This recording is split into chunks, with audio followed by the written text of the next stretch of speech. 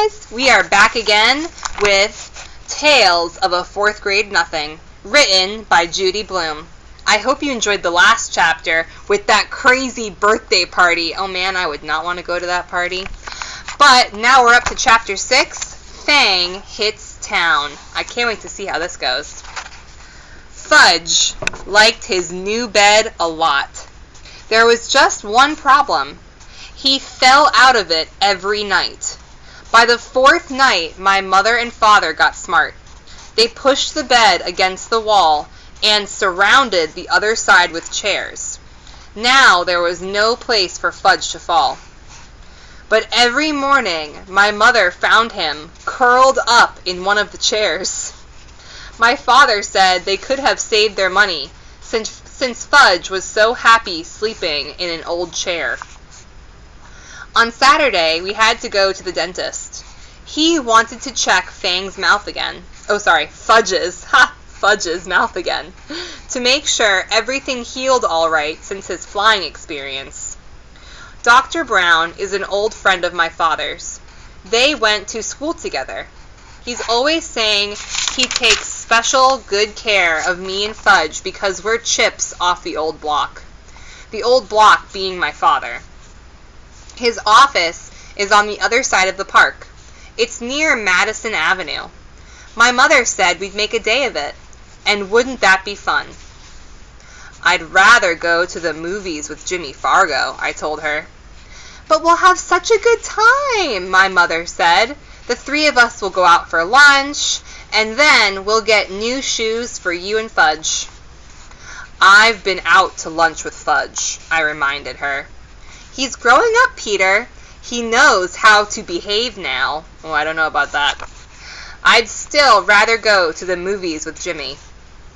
Well, you're coming with me, and that's that.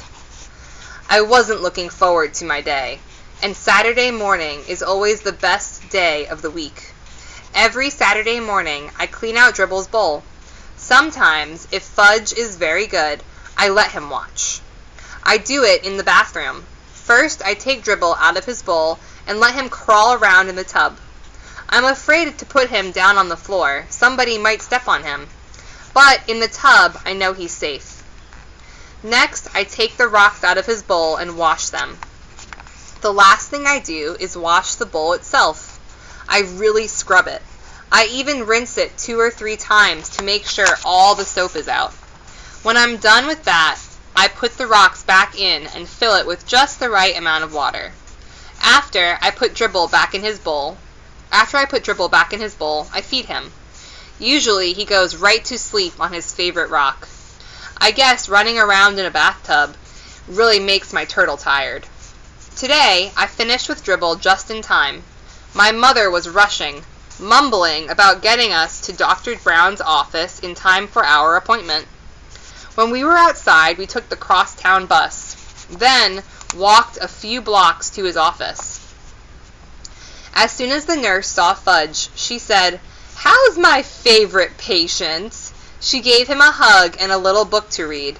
To me, she said, "Good morning, Peter." Well, that's not very nice. It burns me up the way people treat Fudge. He's not so special. He's just little, that's all. But someday, he's going to be 9 years old too. I can't wait until he is. Then he'll know there's nothing so great about him after all. Soon, the nurse said, "Fudge, Dr. Brown is ready for you. Come with me now." Fudge took the nurse's hand. Dr. Brown has this rule about mothers in the examining room with kids. They're not allowed. Mothers are a big problem, Dr. Brown told me once. I agreed. I looked through a National Geographic magazine while I waited. After a few minutes, the nurse came out and whispered something to my mother. I looked up, wondering what the big secret was. Then my mother said, "Peter, Dr. Brown would like you to help him with Fudge." "Help him?" I said. "I'm no dentist." The nurse said, "Peter, dear, if you'll just come with me, I'm sure everything will work out fine." So I went with the nurse. "What do I have to do?" I asked her. Oh, not much. Dr. Brown just wants you to show Fudge how you open your mouth and how he checks your teeth. What do I have to do that for? I asked. I don't need a checkup yet. I just had one last month. Your brother won't open his mouth this morning, the nurse whispered. He won't? I whispered back. No, he won't, she said again. I thought that was pretty funny. I never considered refusing to open my mouth at the dentist's office. When he says open, I open. When we reached the examining room, Fudge was sitting in the big chair. He had a towel around his neck, and he looked all ready for action. Dr. Brown was showing him lots of little things and explaining what he does with each one. Fudge kept nodding, but he wouldn't open his mouth. Ah, Peter, Dr.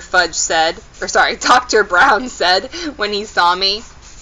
Would you open your mouth so I can count your teeth? That's what he tells little kids he's doing, counting their teeth. Little kids will believe anything. I went along with Dr. Brown's joke. I opened my mouth very wide, much wider than when I'm the real patient.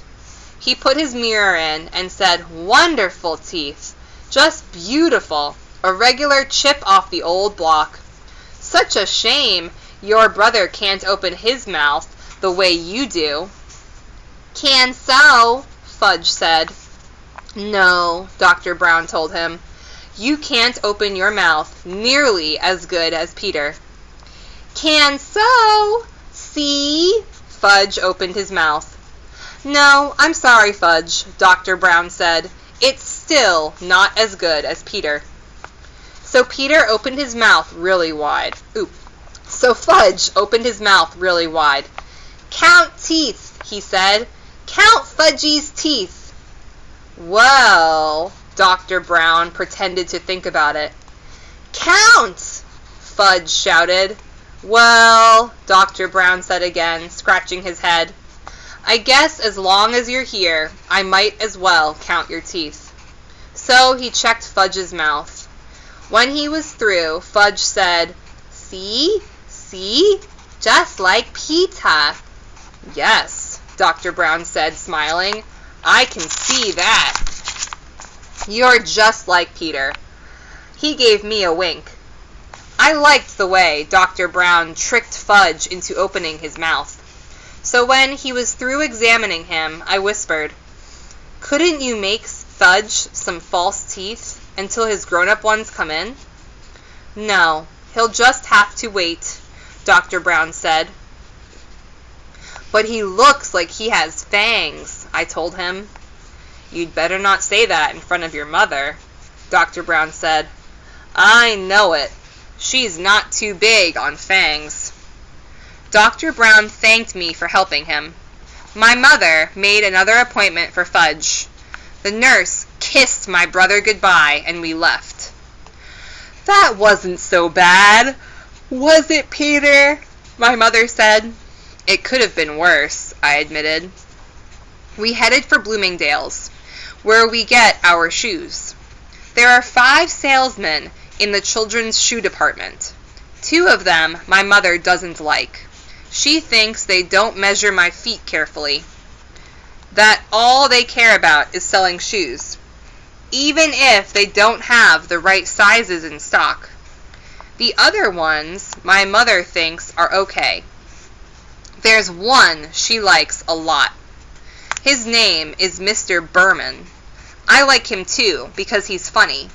He usually makes believe that the right shoe goes on the left foot, or that Fudge's shoes are really for me. Anyway, when Mr. Berman waits on us, buying shoes is almost fun. Today, Mr. Berman spotted us right away. He always remembers our name. Well, if it isn't the Hatcher boys, he said. In the flesh, I told him. Fudge opened his mouth for Mr. Berman. See? See? All gone. His teeth, my mother explained to Mr. Berman. He knocked out his top 2 front teeth. Well, "Congratulations," Mr. Berman said. "That calls for a celebration."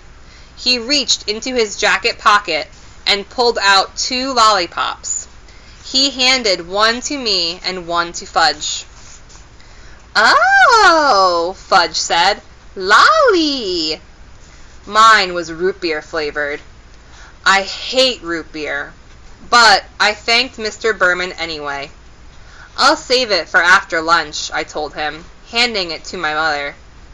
She put it in her purse. Fudge got a lemon lolly. He ripped off the paper and started sucking right away. "Now then, what'll it be, boys?" Mr. Berman asked. My mother answered, "Brown and white saddles," that's a type of shoe, "brown and white saddles for Fudge, and loafers for Peter." "Okay, Peter, let's see how those feet have grown." I slipped out of my old shoes and stood up. I stuck my left foot into Mr. Berman's foot measure. Then he turned it around and I put my right foot in. That's another reason why my mother thinks Mr. Berman is good at selling shoes. He measures both feet. Some other salesmen only measure one. My mother says feet can be different sizes, even on the same person. And it's important to make sure the size fits the biggest foot. "What color loafers, Peter?" Mr. Berman asked. "Brown," I said, "same as my old ones." When Mr. Berman went into the back to look for shoes for me, my mother noticed a hole in the toe of my sock. "Oh, Peter, why didn't you tell me you had a hole in your sock?" "I didn't know I had one," I said. "Oh, I'm so embarrassed." "It's my sock, Mom. Why should you be embarrassed?" I asked. "Well, it looks terrible. I mean, to come shopping for shoes with a hole in your sock. That's just awful. Can't you hide it a little?" "Where should I hide it?" "Try to get the hole in between your toes so it doesn't show," my mother said. I wiggled my sock around, trying to rearrange my hole. My mother sure worries about silly things. Mr. Berman came out with 2 pairs of loafers. He likes to try different sizes to make sure I'm getting the right one. One pair was much too big. The other pair fit fine. "Wear or wrap?" Mr. Berman asked my mother. "Wrap, please," she said. "We'll wear the old ones home." I have never been allowed to wear new shoes home from the store. Don't ask me why, but my mother always has the new pair wrapped up, and I can't wear them until the next day. When I was finished, Mr. Berman untied Fudge's shoes and measured his feet. "Brown and white saddle shoes," my mother reminded him. Mr. Berman went into the back and returned with 2 shoe boxes. When he opened the first box and Fudge saw the saddle shoes, he said, "No!" "No what?" my mother asked him. "No shoes!" Fudge said. He started kicking his feet. "Don't be silly, Fudgy. You need new shoes," my mother told him. "No, no, no!" he hollered. Everybody in the shoe department looked over at us. "Here's the perfect size," Mr. Berman told Fudge, holding up one shoe. "Wait till you see how nice these new shoes will feel." Fudge kicked some more. It was impossible for Mr. Berman to get the shoes on his feet. He screamed, "No shoes! No, no, no!"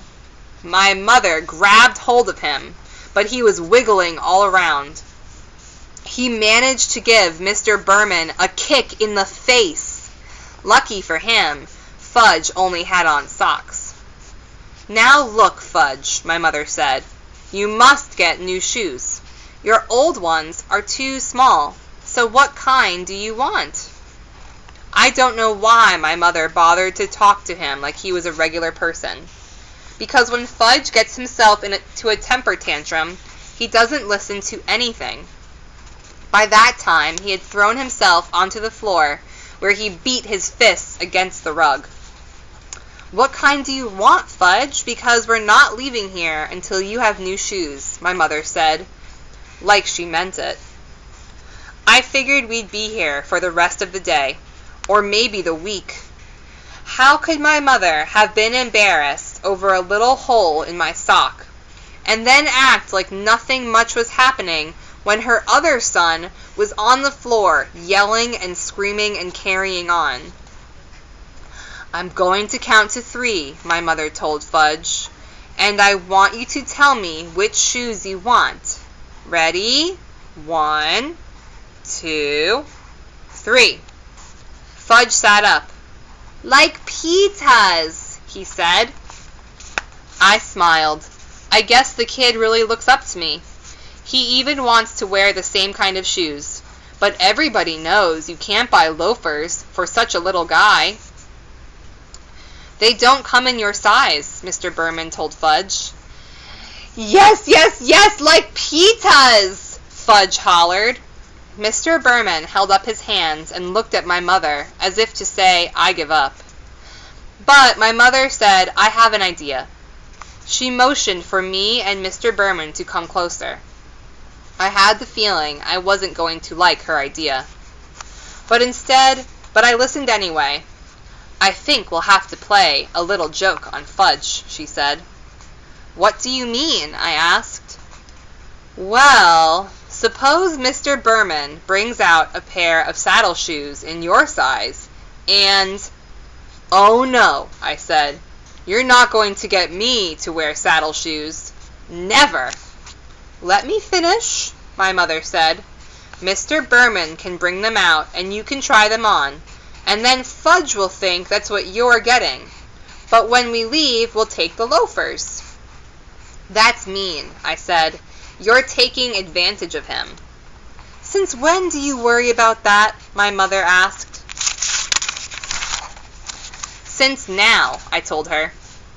"Look, Peter," my mother said, checking her watch.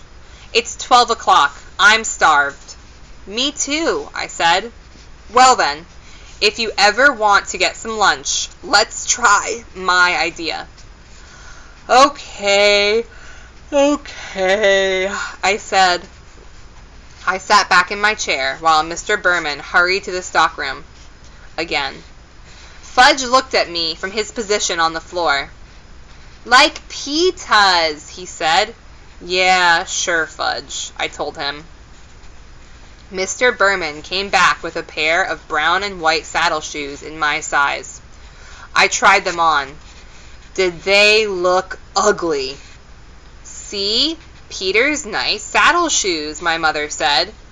"Now Fudgy tries on his nice saddle shoes." Fudge let Mr. Berman get him into his new pair of shoes. "See?" he said. "See? Like Pita's." He held up a foot. "That's right, Fudge," I said. "Just like mine." You sure can fool little kids easy. "Wear or wrap?" Mr. Berman asked my mother, while Fudge walked around in his new shoes. "Wrap, of course," she said. I wondered what my mother would tell Fudge tomorrow when I wore my new loafers. Oh well, that really wasn't my worry. It was her idea. When Fudge was back in his old shoes and our package was ready, Mr. Berman gave my brother a striped balloon. He offered one to me too. I refused. How could he think a person in 4th grade might want a shoe store balloon? "That wasn't so terrible, was it, Peter?" my mother said as we left the store. "It wasn't?" I asked. "Well, it could have been worse," my mother said. "I suppose," I answered. We went to Hamburger Heaven for lunch. We sat in a booth. Fudge tossed his balloon around while my mother ordered for him and then for herself. I ordered my own lunch. A hamburger with everything on it and a chocolate milkshake. Fudge was getting a kiddie special, meaning a hamburger without the roll, some mashed potatoes, and a side of green peas. When our lunch was served, my mother cut Fudge's hamburger into tiny pieces, which he shoved into his mouth with his fingers. Then she handed him a spoon and told him to eat his mashed potatoes. But instead of eating them, he smeared them on the wall. "See?" he said. "I thought you told me he wouldn't behave like that anymore," I said to my mother. "Fudgy, that's naughty. You stop it right now," my mother said. But Fudgy sang, "Eat it or wear it," and he dumped the whole dish of peas over his head. Oh my gosh. I laughed. I couldn't help it. He looked so silly with the peas falling from his hair. And when I eat and laugh at the same time, I choke. So I choked on my pickle, and my mother had to whack me on the back, which gave Fudge another chance to spread mashed potatoes on the wall. That's when the waitress asked my mother, did we want anything else? "No, thank you," my mother said. "We have more than enough now." She wiped off the wall with her napkin and told Fudge he was very, very naughty. "Not me," Fudge said. "Not me." "Yes, you," my mother told him. "Can't you eat like Peter? See how nice Peter eats?" Fudge didn't say anything. He just stuck his fork into his balloon. It popped and he screamed, "All gone! Want more balloon! More!" "Shut up," I told him. "Can't you ever act human?" "That's enough, Peter," my mother said. She should have slugged him. That would teach that brother of mine how to behave in hamburger heaven. We took a cab home. Fudge fell asleep on the way. He had his fingers in his mouth and made his slurping noises. My mother whispered to me, "Our day wasn't that bad, was it, Peter?" I didn't answer. I just looked out the taxi window and decided that I would never spend a day with Farley Drexel Hatcher again. That's the end of Chapter 6. We'll have to see what happens next time in Chapter 7, the Flying Train Committee. I'm very curious. Man, have you ever been to a restaurant and seen a little kid acting rudely and making a mess? I know I have. Oh my gosh. Alright, friends. I hope you had a lovely time listening to our book, Tales of a Fourth Grade Nothing, written by Judy Blume. See you next time. Bye!